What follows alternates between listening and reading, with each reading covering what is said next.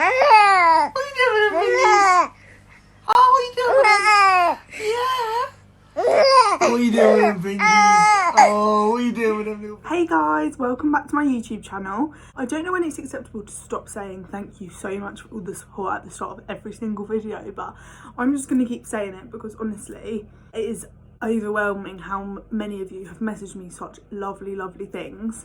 Today I'm going to be doing a video on my mental health, starting from when my mum got ill, to passing away, to the recent events. But I would not be doing a video on this if it wasn't for me feeling comfortable enough to do it with you guys, because posting this video does make me a bit anxious. It's letting everybody know my story, which is something very out of character for me. I like to pretend that everything's okay and not tell anyone any of my issues, so to post a video like this, it's made me a bit twitchy, but it's fine. I won't regret it, and even if it helps just one person know that they're not alone, then I've done what I've came here to do.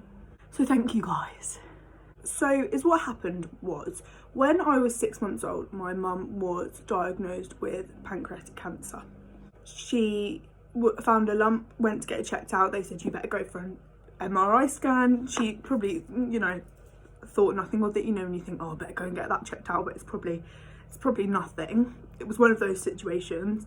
And then they said, we're going to have to obviously send you for further tests. She got diagnosed with pancreatic cancer and had to have a life-threatening operation. She obviously survived it. My mum was a very strong woman, wasn't knocked down easily. I obviously didn't know any of this, being 6 months old, so I was looked after by my other family members quite a lot. And after that, she recovered. She had chemotherapy for 10-11 years. She was okay. She was never fully recovered. There was spots of cancer on her other organs and she had to take tablets daily. Her immune system was weakened from the chemotherapy, but overall she was okay. She was the most amazing mum ever. I had the most amazing childhood, and I'm so grateful to have had those 12 years with my mum and dad and seeing how close they were and their relationship, and they honestly were the most perfect parents that gave me the best childhood they possibly could, and I will forever be grateful for that. So when I got to about 10 or 11, my mum started to get ill again. It was hard for me because, being an only child, selfishly as it sounds, everything was sort of about me. Like, I didn't have to share the attention of my parents with anyone else. And then all of a sudden, when she started to become ill, when I was about 10 or 11, she started to, distance herself, and couldn't be this energetic lady that she was previously throughout my life, bless her heart, even though she tried her best. I think I sort of rebelled against this. I didn't understand. Now, being 19 years old, I completely understand how ill she was and how hard it must have been to look after a child like me, who was quite demanding back then.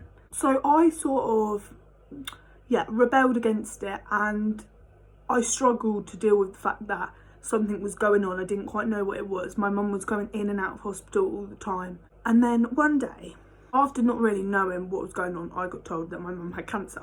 This was only about 2 months before she actually passed away.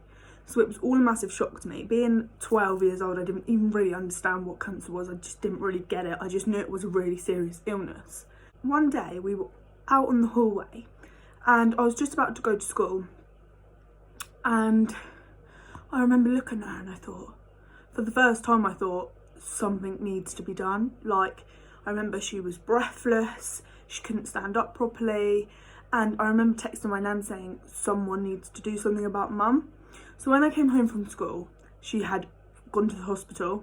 So that day after school, me and dad went up there to see her, and she just tried to be as happy as she could be. And to be honest, I think I was so used to seeing her in this ill state that it's just sort of become the norm to me.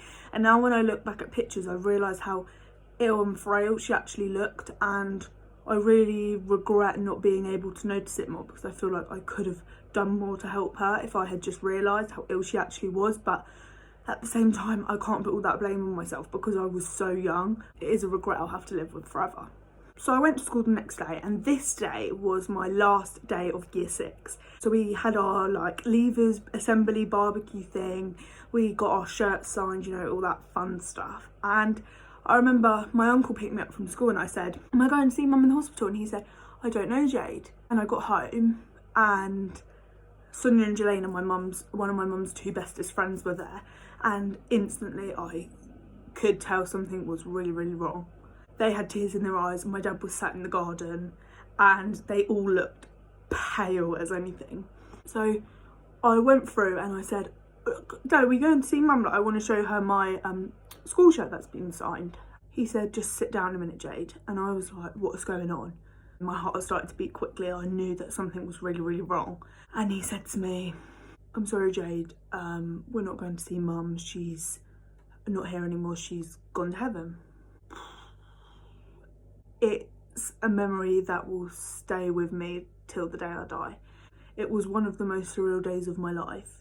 I remember picking up this chair and like throwing it because I just didn't know how to let out my feelings. Like, I wanted to hug Sonia and Jelena and my dad, but at the same time I didn't want anyone to touch me and I didn't know how to feel, and I just remember shouting at them like, you're lying, like this can't be real, like bring my mum back, I just want my mum back.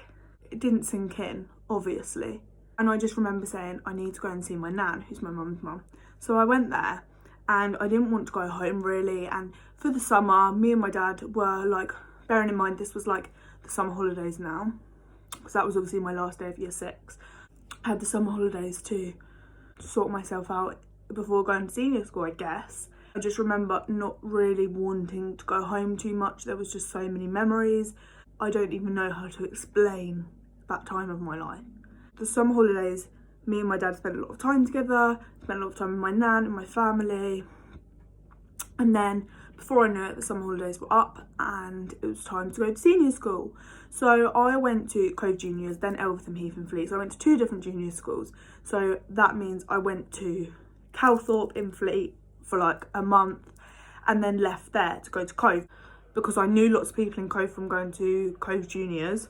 Also, my dad couldn't take me to Calthorpe every morning because he had to go to work, whereas I could walk to Cove, so it was just a more convenient option.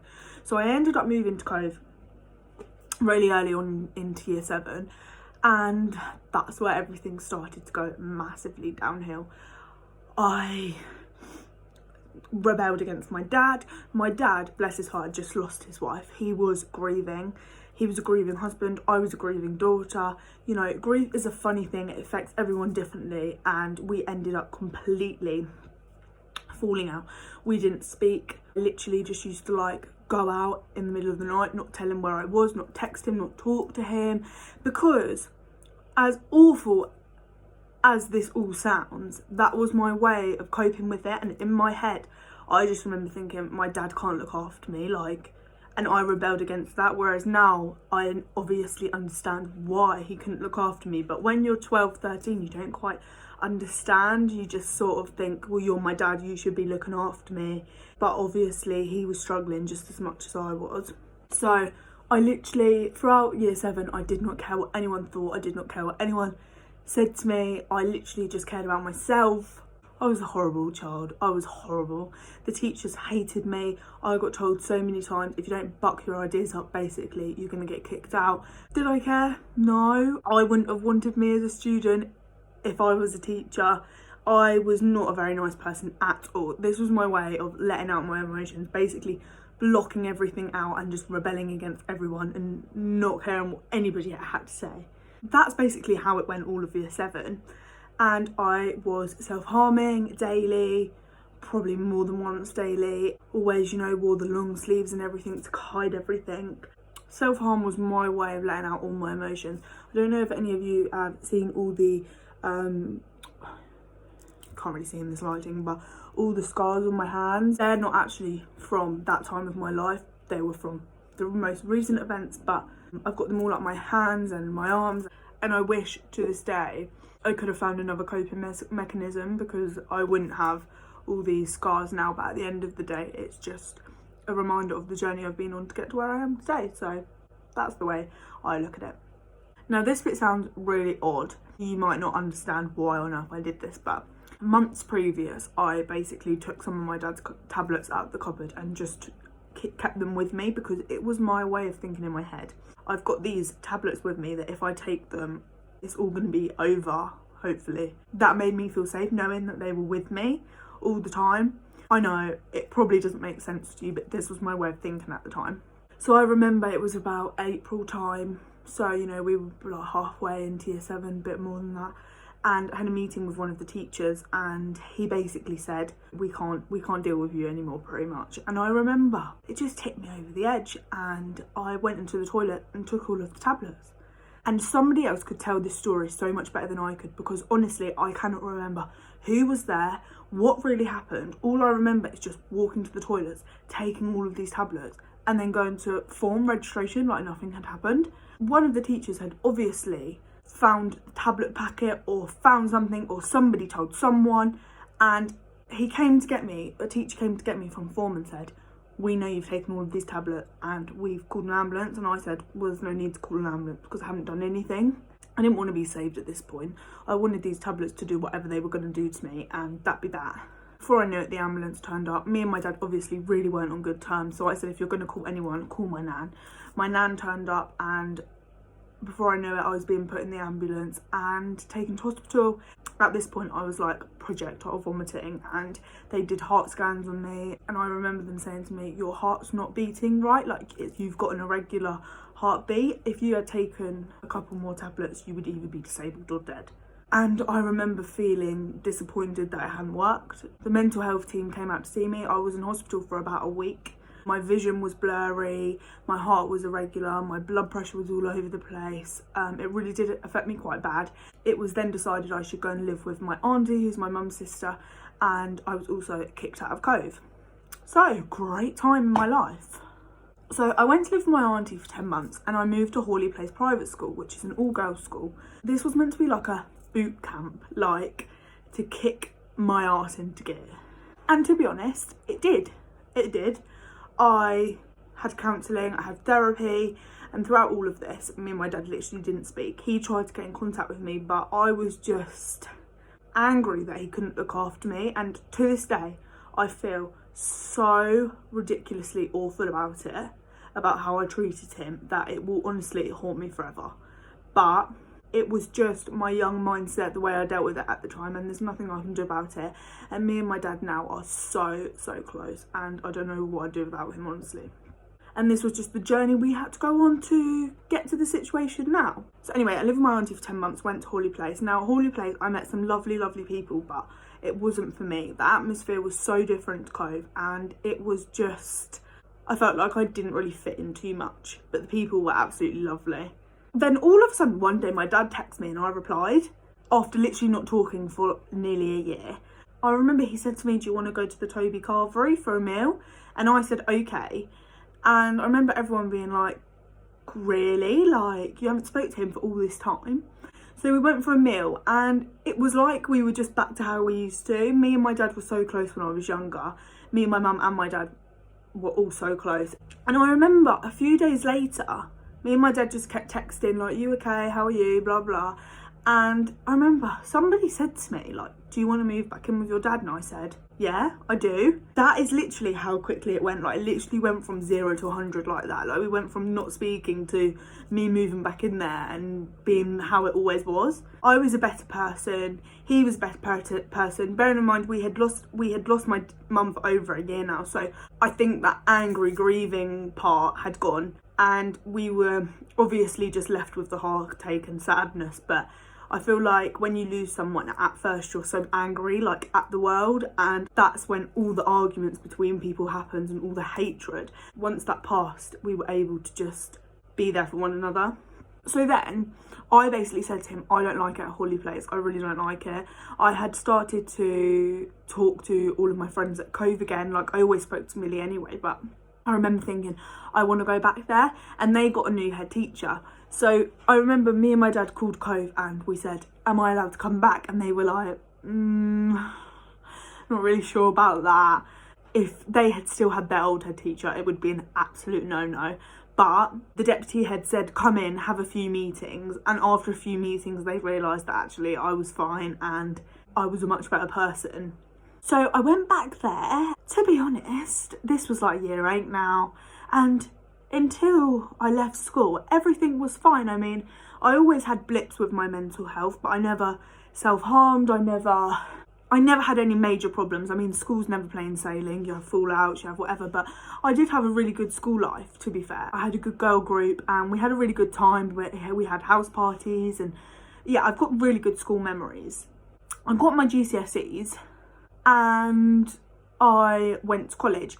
And can I just say, throughout all of this, I had OCD without actually knowing it was OCD. I was doing these like weird things, and I'm not going to go too much into it because I am going to do a completely separate video on my OCD, but it's something I've battled with for years and was only diagnosed with it when I went into a mental health hospital. So for all of these years, I felt like I was odd having to do these things and these compulsions and all of these different things, and I was battling that throughout all of this and didn't tell anyone about it.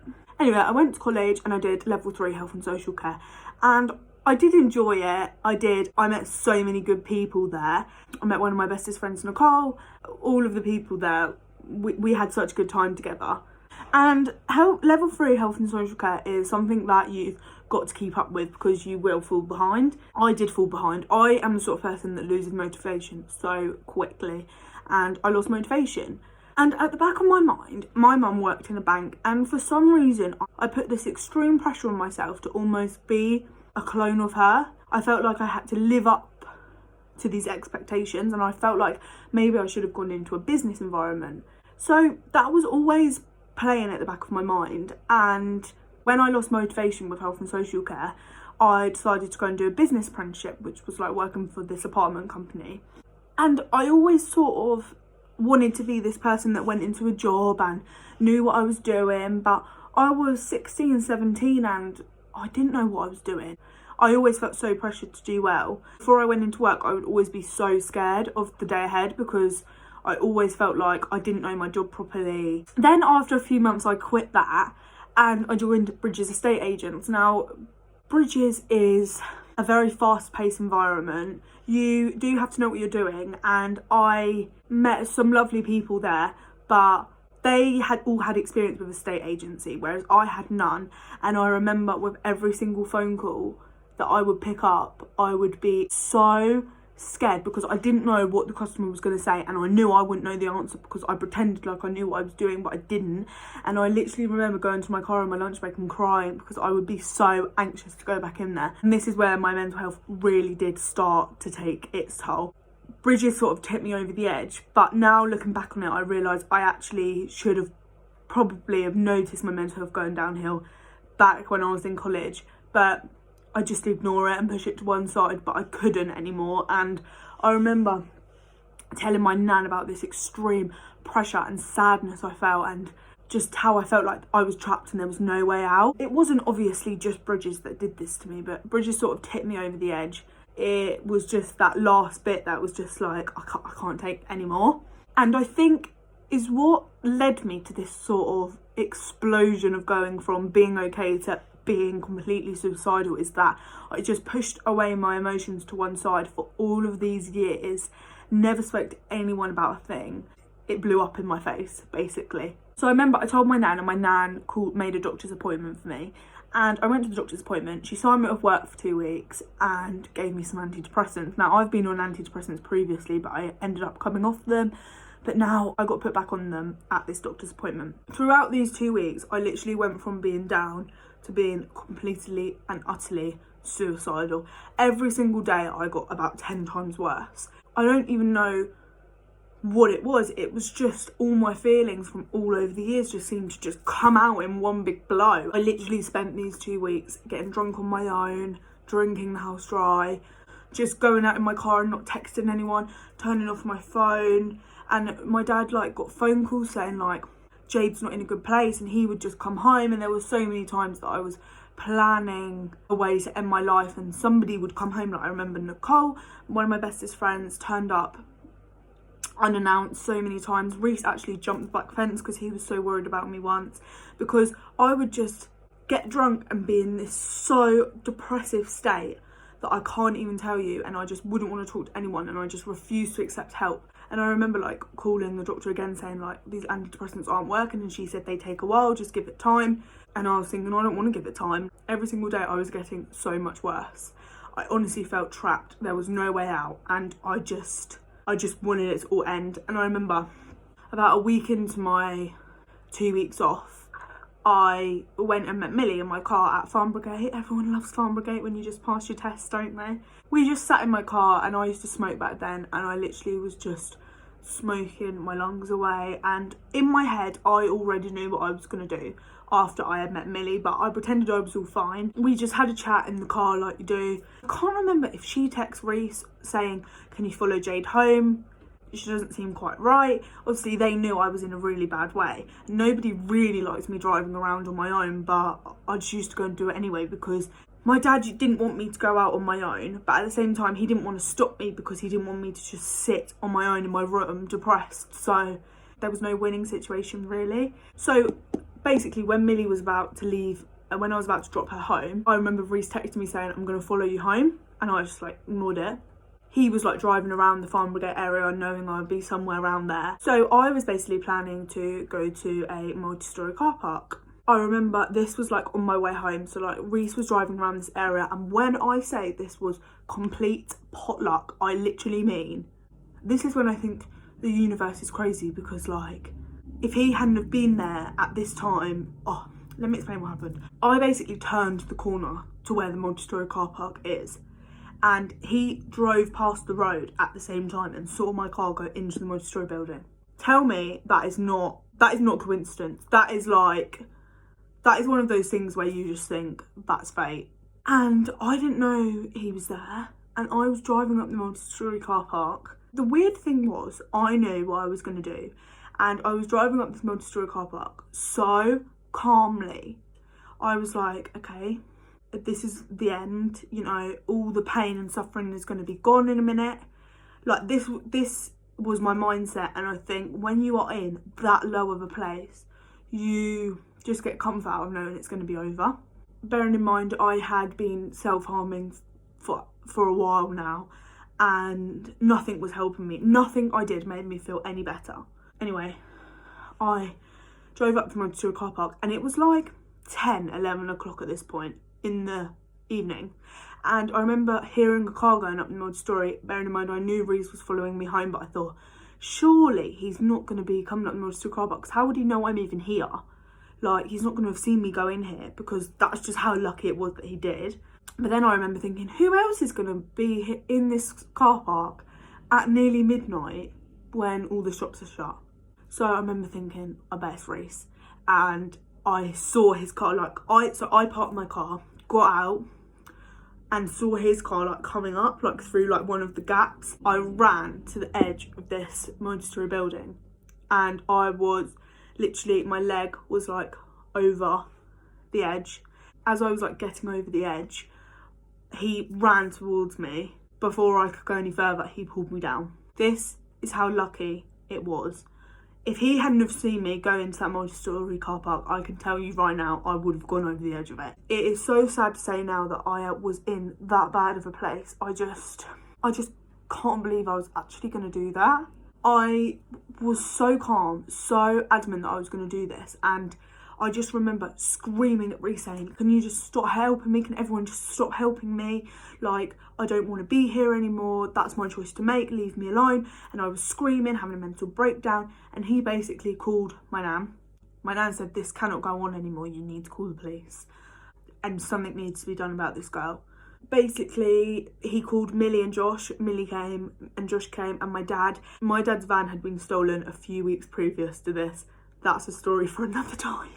He had to borrow next door's car at like midnight and come to this car park, and before I knew it, everyone was there, and I was just thinking, I literally just thought everything was going to be over. And now, before I knew it, the police had turned up, and the police said to me, there's no way we can let you go home. You're going to have to go to A&E.